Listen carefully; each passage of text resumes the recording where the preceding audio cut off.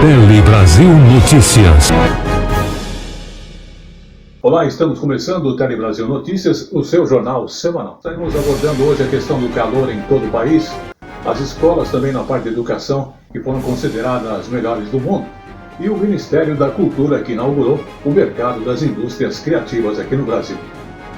Além disso, também você vai acompanhar outras informações através também do nosso Facebook, ou mesmo YouTube, Jornal Tele Brasil Notícias, ou aqueles que preferem impressas, a Hora da Notícia no Facebook, sempre atualizada diariamente para você, com manchetes impressas e fotos para você. Sem mais detalhes, vamos iniciar a edição desta semana. No ar.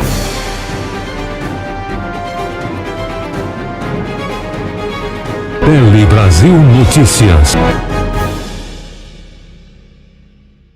E começamos essa edição falando da onda de calor que faz aqui no país, fazendo com que as temperaturas realmente sejam bastante altas. No último fim de semana, inclusive, a onda de calor fez temperaturas em torno de 40 graus a temperatura, fora a sensação, em partes do nosso país. E essa semana já iniciamos aí com temperaturas em torno de 37 graus. Vamos às nossas informações. Os termômetros do Centro de Gerenciamento de Emergências da Prefeitura registraram uma média de 36,9 graus na cidade de São Paulo neste domingo, o dia mais quente do ano. Em um bairro da zona sul de São Paulo, a Vila Mariana, os termômetros chegaram a 38,5 graus. O calorão é consequência do fenômeno El Niño, que esquenta as águas do Pacífico e deixa as temperaturas no Brasil acima do normal. O Instituto Nacional de Meteorologia emitiu um alerta para 3 estados e o Distrito Federal por conta das altas temperaturas. A situação é mais preocupante no centro-oeste e em parte de Rondônia, Minas Gerais e São Paulo. Em Cuiabá, no Mato Grosso, as temperaturas chegaram aos 40 graus neste final de semana. E a previsão é de que essa onda de calor continue até este fim de semana. Vamos falar de aposentadoria, porque nunca é cedo para se aposentar. Exatamente, é uma orientação dos economistas. Com as regras que são bastante rígidas através da Previdência, e a cada dia aumenta-se essa rigidez, quem planeja na juventude a aposentadoria, a guarda desse dinheiro, acaba tendo mais conforto no futuro. A recomendação, inclusive, faz parte dos economistas, que orientam que a educação financeira deva começar ainda cedo na infância. Mas vamos entender melhor nesta reportagem. Não virar jogador de futebol quando crescer, ele vai poder seguir carreira como um influenciador de planejamento financeiro. Cuidar do dinheiro não é fácil. Bate no Banco Centrão. A ideia de economizar, é claro, não surgiu do nada para o menino de 6 anos. A mãe, que é advogada da área previdenciária, já faz investimentos financeiros pensando no futuro dele e o orienta sobre a importância de saber usar e guardar o dinheiro. Hoje o que eu ensino para ele é a semanada, então é o dinheiro que está mais presente, ele mais palpável, né? Ele consegue entender melhor. Uma criança não consegue entender o longo prazo de 10, 20 anos, o longo prazo para uma criança é 1 ano. Então eu trabalho a semanada para o dia a dia, ali para uma coisa mais próxima, mais presente aqui, e esses investimentos eu já comecei a fazer para ele pensando no futuro mesmo, uma faculdade, uma casa, alguma coisa dessa forma. O sistema previdenciário no Brasil é por contribuição, ou seja, quem está na ativa financia a aposentadoria de quem já trabalhou. Só que as famílias têm cada vez menos filhos, aqueles que vão ser trabalhadores e contribuintes no futuro. E as pessoas estão vivendo cada vez mais, uma conta que não bate e pode prejudicar uma próxima geração de aposentados. Por isso, a aposentadoria não é assunto a se pensar só na terceira idade. Quanto mais cedo, mais seguro. Em alguns casos, eu recomendo que esse planejamento seja feito assim que a criança nascer, já criando uma poupança para ela desde o começo, né? E, a depender da situação, se formos falar exatamente de metodologia, o que eu recomendo é começar a preparar essa criança, o futuro adulto e idoso, com a mesada financeira. E combinar com essa criança que todo o valor que ela irá receber, 50% será para a poupança. E essa poupança pode ser a caderneta de poupança mesmo, pode ser feito desde já uma previdência social para essa criança e ao longo dos anos, fazer adaptações. E os pais de Benjamin preferem que ele seja uma estrela do futebol ou um influenciador de educação financeira? Na verdade, eu prefiro que ele escolha, né? Que seja uma decisão dele aí mesmo. Se a gente puder, claro que a gente vai dar uma direção, mas eu prefiro que ele escolha o que ele tem prazer em fazer, o que ele queira fazer. Que ele tenha consciência, né, do mundo que ele vive e ele possa fazer escolhas do ponto de vista de planejamento, principalmente no que se refere a planejamento financeiro, pensando no futuro dele. Vamos agora falar então de orçamento federal para o ano de 2024. Especialmente na saúde, que deve ser de 46% a maior do que 2023. Então, essa previsão do orçamento federal inclui um aumento, como dissemos, em torno de 46% para a área de saúde. Em valores monetários, 68 bilhões de reais a mais do que estava previsto no ano de 2023. Isso foi revelado numa pesquisa elaborada pelo Instituto de Estudo para Políticas de Saúde. Vamos observar. Lúcia é uma das médicas que integram o Mais Médicos. O programa, que quase deixou de existir no governo anterior, vai ganhar novo fôlego, inclusive no orçamento. É que o projeto de lei orçamentária anual de 2024 traz a previsão de mais recursos a serem aplicados nessa ação, 3,7 bilhões a mais em relação a 2023. Esse aumento de recursos para a gente nos dá muito mais possibilidades da gente fazer essa saúde integrativa, essa saúde holística, essa saúde integral para a nossa população. O aumento dos recursos foi constatado no Boletim de Monitoramento do Orçamento da Saúde, elaborado pelo Instituto de Estudos para Políticas de Saúde. Segundo o documento, o projeto de lei orçamentária para o ano que vem prevê 218,5 bilhões de reais para a saúde, valor 46% maior do que o deste ano. Isso foi possível, de acordo com o boletim, por causa do novo regime fiscal. Isso decorre, sobretudo, pela mudança do novo regime fiscal. Com o novo regime fiscal implantado agora no governo do presidente Lula, os gastos primários, essas despesas primárias da União, elas tornam-se mais flexíveis. Então, podendo-se ter aumento, desde que a arrecadação também aumente. A pesquisa identificou um aumento nos recursos destinados a 11 das 12 ações orçamentárias avaliadas. O programa Farmácia Popular, por exemplo, poderá ter um valor 6 vezes maior em 2024 do que teve este ano. Para a saúde indígena, os recursos podem ser 4 vezes maiores, o que significa quase 2 bilhões de reais a mais. Uma forma de tentar reduzir os impactos da negligência sofrida por esses povos ao longo dos últimos anos e, sobretudo, ao longo da pandemia de Covid-19.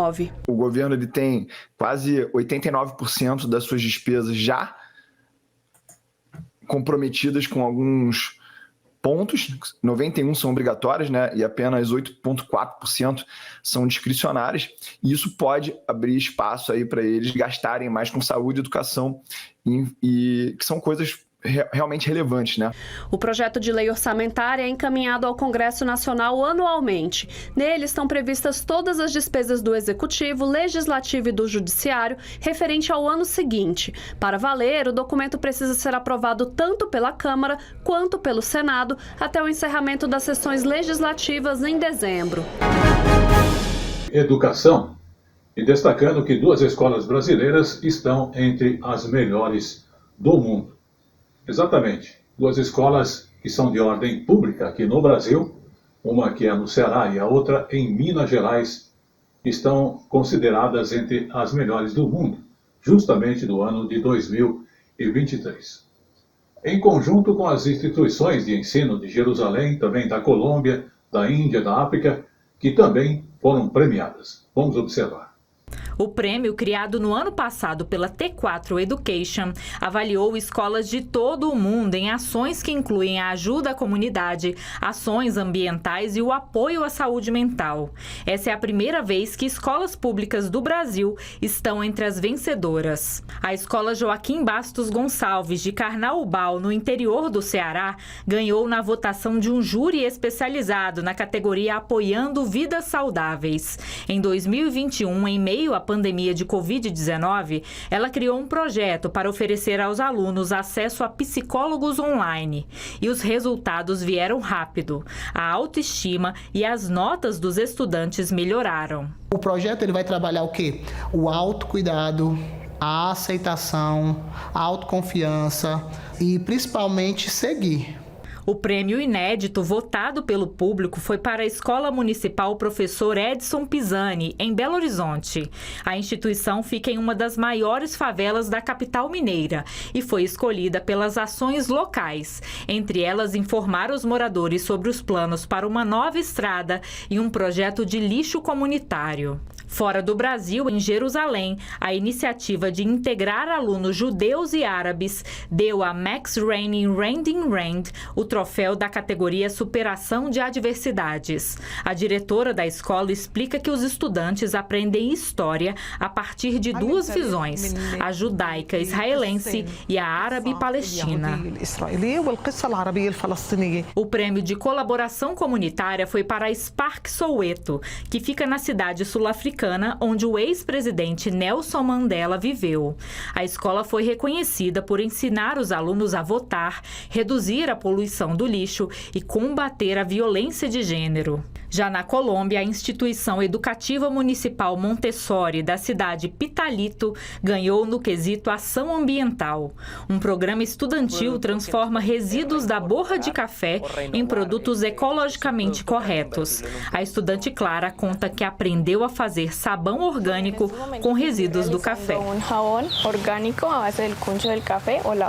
As escolas vencedoras vão dividir um prêmio de $250 mil. A T4 Education espera que os governos olhem o trabalho pioneiro dessas instituições e busquem respostas para os grandes desafios que o mundo enfrenta. Vamos voltar a falar então de padrão de beleza. Mas será que os procedimentos estéticos oferecidos hoje são realmente necessários? Que risco de cirurgias plásticas mal sucedidas indicam uma certa condição? E o alerta é justamente para aqueles procedimentos não cirúrgicos que estaremos abordando. E a pergunta que é feita por muitas pessoas, que é justamente: preciso atender os padrões de beleza hoje impostos pela sociedade?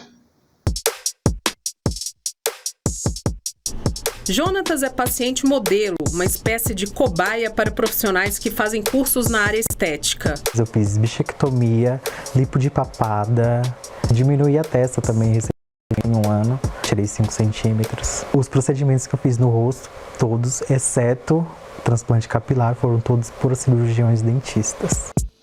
O Conselho Federal de Odontologia defende que a chamada harmonização facial pode ser feita por cirurgiões dentistas desde 2019, mas o Jonatas sabe que isso não elimina os riscos. É algo que dá muito medo, porque você não sabe como que você vai sair dali. Você pode sair 100% satisfeito ou deformado. Você hoje, busca um padrão de beleza aceitável para aquele tempo, para aquela cultura, para aquele local, para aquele social que você está inserido.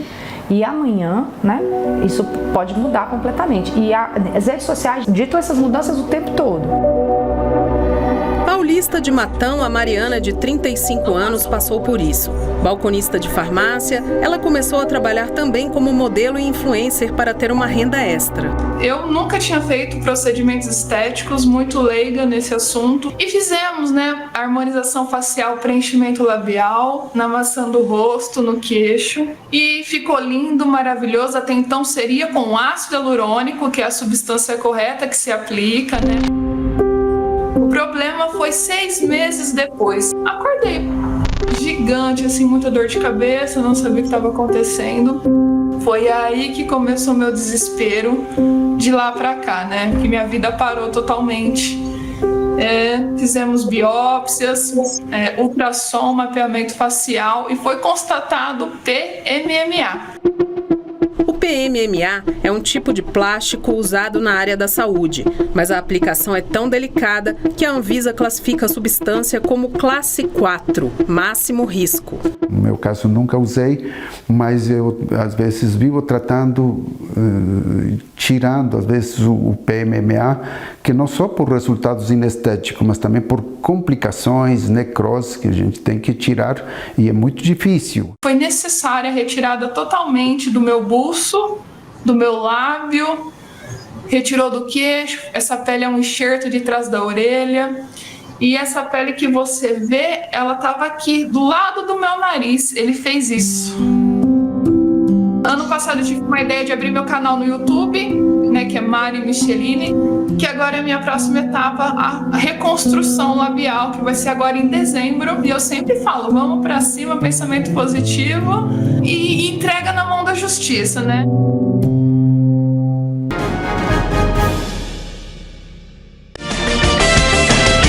A informação na medida certa que você gosta. Um telejornalismo dinâmico, nacional e regional. Jornal Tele Brasil Notícias. A informação na medida certa que você gosta. Vamos falar dos idosos, porque cresce o número de idosos que usam a internet do país.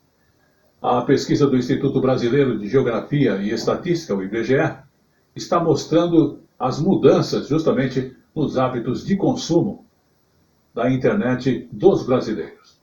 Inclusive, de acordo com o levantamento, o percentual de pessoas de 60 anos ou mais que utilizam a internet cresceu para mais de 60% em 2022. Lembrando que em 2016 eram somente 24%. Vamos observar.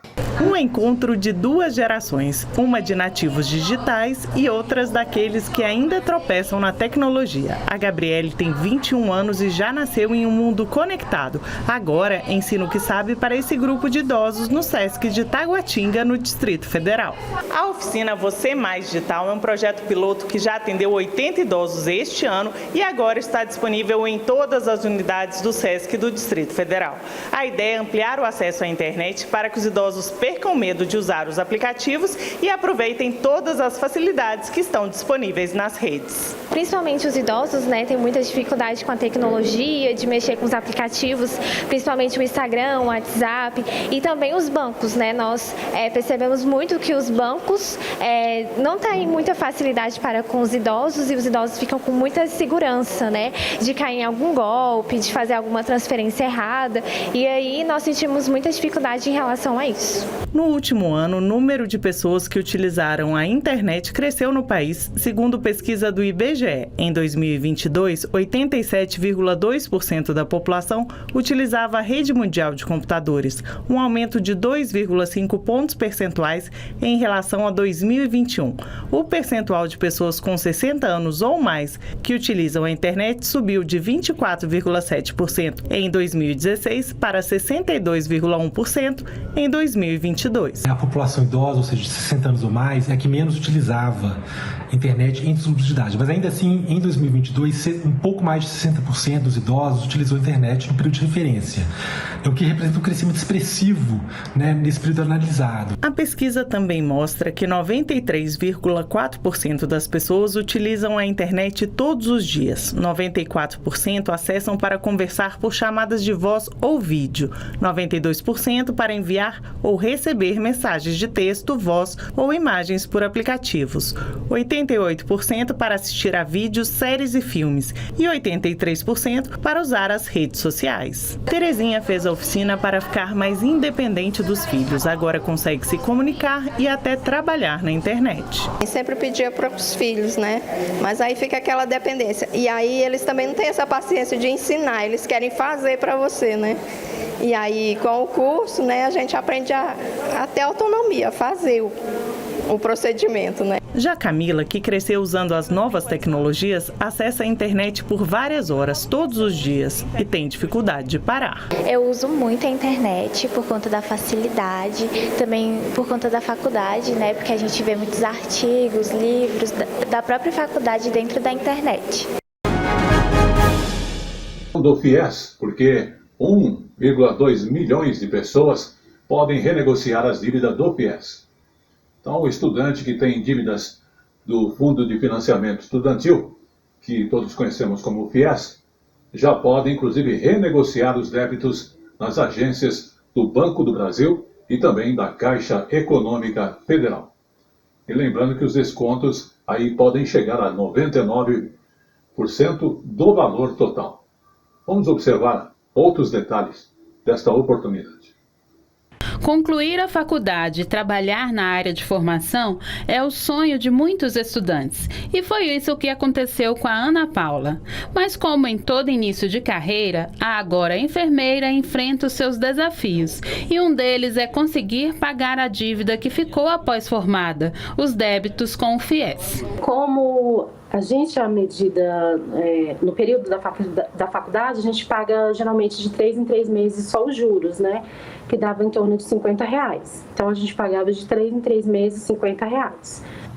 Mas a dívida mesmo, ela ficava, né? A gente só pagava essa parte dos juros mesmo. E como já fizeram 2 anos que eu me formei, já era para mim estar pagando a primeira parcela, né, do financiamento, mas eu ainda não consegui. Mais de 1.200.000 ex-estudantes poderão procurar a Caixa Econômica ou o Banco do Brasil para renegociar a dívida. Um dos critérios para participar da negociação é ter celebrado o contrato até 2017. Outra regra é estar inadimplente até 30 de junho deste ano. Quem tem débitos vencidos há mais de 90 dias, os inscritos no CadÚnico ou que tenham sido beneficiários do auxílio emergencial em 2021 têm direito a desconto especial. É uma dívida grande que a gente contrai, né, durante a faculdade, né? Então, se realmente for esse mesmo desconto, vai ser praticamente a quitação todinha, né, da dívida, né? Vamos agora falar então de adoção. 4.500 crianças aguardam uma família para a adoção aqui no Brasil. 10 de novembro nós fomos aí, onde tivemos o Dia Mundial da Adoção. No Brasil, 33 mil crianças e adolescentes vivem em serviços de acolhimento. Dessas, 4.500 estão aptas para a adoção e, ao mesmo tempo, o país tem 36 mil pessoas que são habilitadas no Sistema Nacional de Adoção. Conselho Nacional de Justiça e também organizações da sociedade civil, inclusive trabalha a conscientização da população para que essas contas realmente possam fechar. Vamos observar. O quartinho arrumado, porta-retrato com a foto da criança. Os momentos antes da chegada de um filho geralmente são cheios de ansiedade para os pais. Mas não foi o caso de Ana Cristina e Alexandre, que decidiram dar esse passo um pouco mais tarde. E aí a gente já se conhecia, nós éramos amigos, e quando a gente começou a namorar, a gente já conversou sobre isso. Então, assim, olha, eu falei da minha parte, assim, a minha intenção de ter filhos daí 20 anos, por aí. A gestação deles foi maior do que os 9 meses da criança se desenvolvendo na barriga da mãe. Eles optaram por entrar num processo de adoção. No nosso caso, o prazo foi bem longo.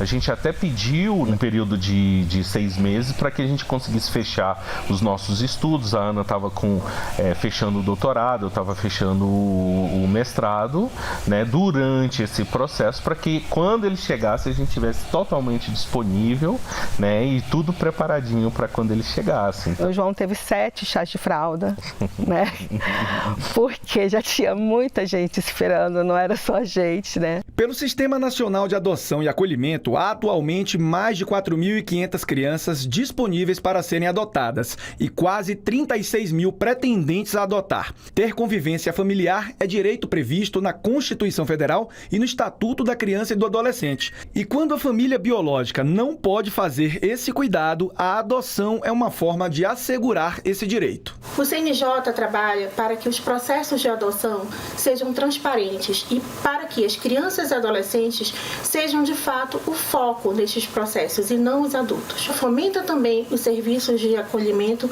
das modalidades de família acolhedora, assim como também a busca educativa que contempla crianças e adolescentes que possuem alguma deficiência ou porque integram grupos de irmãos ou porque têm uma idade avançada. Filho gestado ou adotado exige preparação e o casal teve o apoio de uma ONG em Brasília, a Aconchego. Mesmo depois do processo concluído, os pais precisam estar atentos para os desafios do cotidiano, como em adoções interraciais. São pais que têm que estar preparados para quando você está com o filho entrar numa loja e alguém chegar e começar a ficar perto do seu filho, achando que o seu filho vai roubar, seu filho vai aprontar alguma. A adoção, ela sim, hoje ela está ampliando. Hoje nós temos pessoas que se cadastram para crianças maiores, grupos de irmãos. Tem pessoas que se cadastram para crianças que têm uma necessidade muito específicas. E pra gente foi um nascimento mesmo, né? A gente, ele chorou no dia que a pessoa da vara ligou pra gente. Eu fiquei assim, enfim, a gente ficou realmente tenso, com medo, né? Ao mesmo tempo, porque é uma mudança. Mas ele chegou bem, ele chegou uma criança muito saudável, muito forte, né? Então, foi como qualquer família, sabe? Ele chegou pra gente muito pequenininho, mas uma felicidade enorme. A gente, desde a primeira vez que a gente viu, nossa, eu fiquei apaixonado.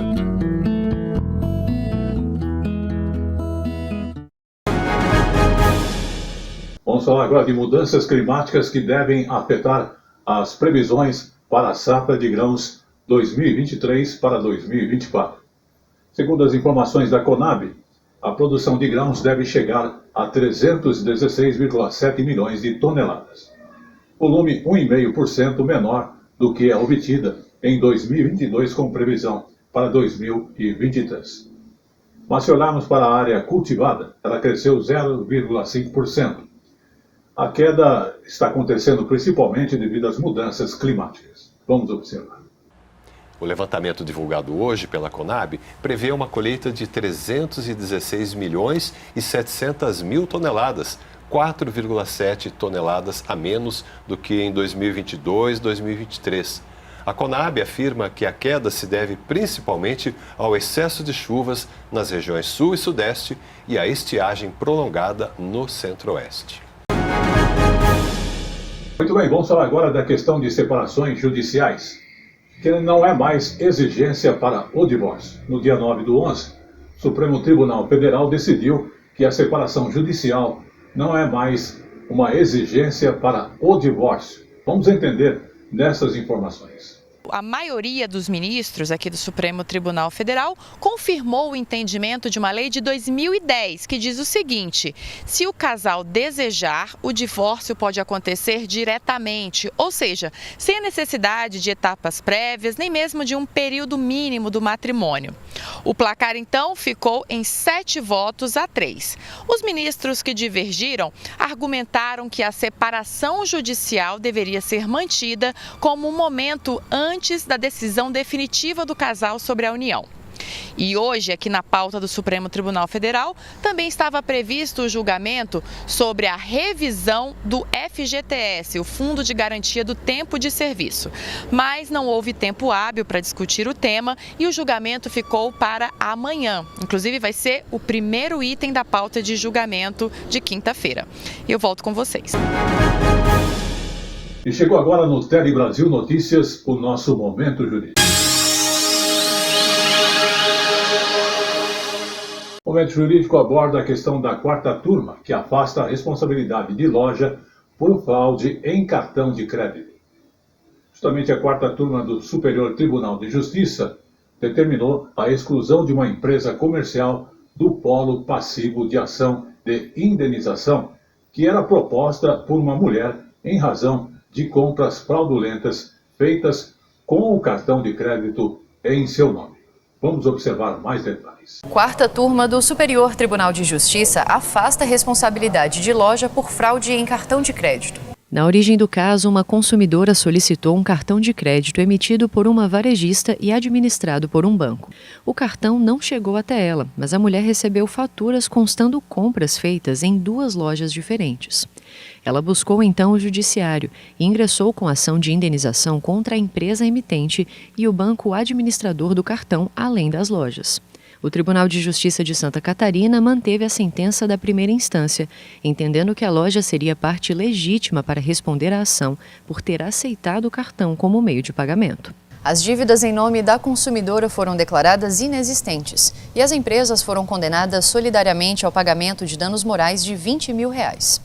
Uma das lojas recorreu ao Superior Tribunal de Justiça e a relatora do caso, ministra Isabel Galotti, considerou que não seria correto imputar ao comerciante a responsabilidade pela utilização de cartão que foi extraviado, furtado ou fraudado, a não ser que seja comprovado que o estabelecimento participou do crime ou de que o cartão tenha sido emitido em razão de parceria comercial entre a loja e o banco administrador. A relatora apontou que não ficou comprovada nenhuma participação da empresa recorrente em eventual fraude e destacou que não é razoável exigir do lojista, caso seja utilizada a senha correta, que ele faça conferência extraordinária para verificar se aquele cartão foi emitido regularmente e não foi objeto de fraude ou furto. Até porque, enquanto não for registrada nenhuma ocorrência, é impossível atestar irregularidades. A 4ª turma seguiu o entendimento da relatora e determinou a exclusão da empresa do polo passivo da ação de indenização. Vamos agora do Ministério da Cultura, que inaugurou o Mercado das Indústrias Criativas lá em Belém. O objetivo é gerar negócios e movimentar a economia do setor cultural. Vamos acompanhar de perto esta inauguração. Com oficinas, atrações turísticas e painéis culturais, cerca de 450 empreendedores regionais são esperados nesta 3ª edição do Mercado das Indústrias Criativas do Brasil. Segundo o Ministério da Cultura, mais de $20 milhões podem ser movimentados com as negociações fomentadas no setor pelo evento. Uma região que tem uma potência muito grande, o Pará, Belém, com toda a sua criatividade, beleza e sua força econômica também, que é o que nós queremos agora alavancar com essas ações. Segundo o Ministério, a ação tem um caráter descentralizador para o fomento e o fortalecimento da cultura regional amazônica. O evento é fruto de uma parceria do Ministério da Cultura com as Secretarias de Cultura e Turismo de Belém, com participação da Caixa e da Apex Brasil. Estamos muito felizes com essa presença tão constante, essa prioridade que o governo federal, o nosso Ministério da Cultura tem dado para a descentralização e para essa presença em todo o Brasil dessas ações de fomento, de fortalecimento e de reconhecimento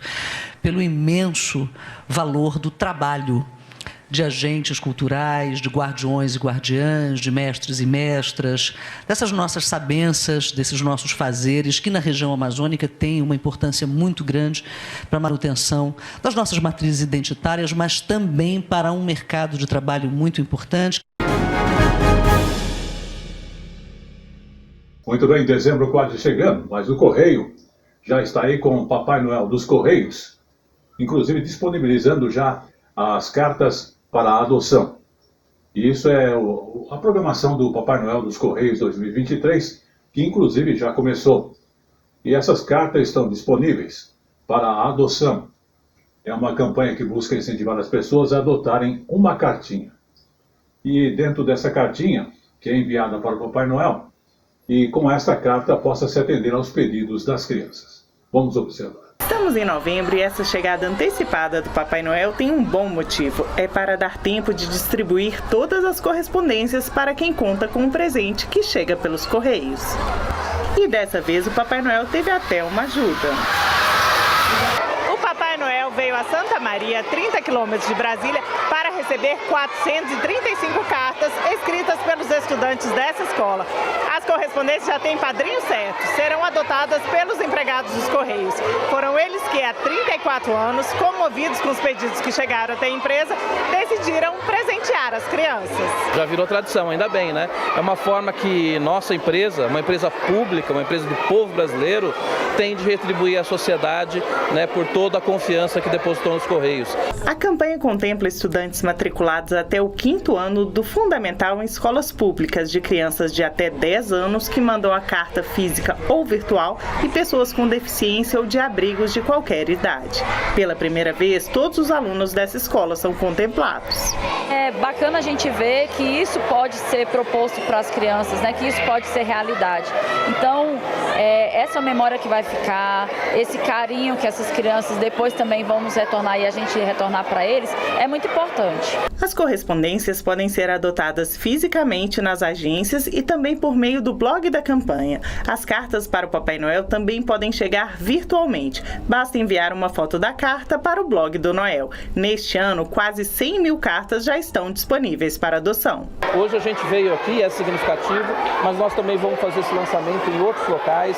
Semana que vem também nós vamos fazer em São Paulo, também numa região em que é vulnerável socialmente. Então é importante isso, a gente levar para essas crianças que podem não ter acesso a muitas coisas, que a gente leve um pouquinho de esperança e um pouquinho de alegria também. O Nicolas Emanuel pediu um patins e quer mandar um recado especial para o bom velhinho. O que você queria falar para o Papai Noel? Que eu sou fã dele. Levanta a mão! Diariamente, o Brasil e o mundo contra o crime. No Polícia em Ação. Confira. Este jornal tem o apoio de Paulo Silva Som. Áudio, vídeo, internet, redação e produção. Consulte-nos pelo 11 94564 4237. Qualidade e garantia de bons serviços. Como eu falo sempre, tudo que é bom dura pouco. O Tele Brasil Notícias está chegando ao seu final. E antes vamos falar do acarajé, que se tornou patrimônio do Rio de Janeiro. O bolinho normalmente é associado à Bahia, mas agora também é um patrimônio do Rio de Janeiro. Inclusive é uma lei aprovada pela Assembleia do Rio. O objetivo, segundo ela, é manter as características original do acarajé e também do ofício das baianas em todo o país e aqui principalmente no Rio de Janeiro. A lei aprovada pela Assembleia do Rio é de autoria da deputada Renata Souza. Segundo ela, o objetivo é manter as características originais do acarajé e do ofício das baianas. Falar que é patrimônio o acarajé não é dizer de onde se originou, não é dizer a autoria, é dizer sim que políticas públicas precisam ser construídas para a preservação histórica, cultural e ancestral de um quitute tão importante que sim, na Bahia tem, no Rio de Janeiro tem. Para a presidente da Associação Brasileira das Baianas de Acarajé, entidade com sede na Bahia, a lei aprovada no Rio não deve ser motivo de polêmica e, inclusive, reforça a necessidade de se preservar a receita original da comida. O que nós, baianas tradicionais, sempre quisemos foi que o bolinho tivesse uma proteção. Quem de fato ama e gosta de acarajé tinha que ficar satisfeito, porque eles estão preservando algo dos nossos antepassados. Eles estão salvaguardando aquilo que a gente quer manter, que é o bolinho, como ele é feito. O acarajé é carioca, é baiano, é de onde? Na verdade, quem entende do assunto diz que o acarajé é africano. Mas polêmicas à parte, o importante é dizer que o acarajé é do povo, pois quem prova desta receita acaba apaixonado por esta delícia ancestral. É do povo preto, é da Bahia, é do Rio, é de quem quiser, porque eu acho maravilhoso a acarajé. É delícia. Eu sempre compro, tô no Rio, compro, tô no centro do Rio, né, que eu moro na Zona Oeste, e venho pra cá comer. Eu amo. Eu acho que tem que manter a tradição original. E o originário do acarajé é como as baianas faziam, bater no tacho. Tem que ter talento para fazer isso, gente. Não é qualquer um que vai fazer um acarajé bom, não.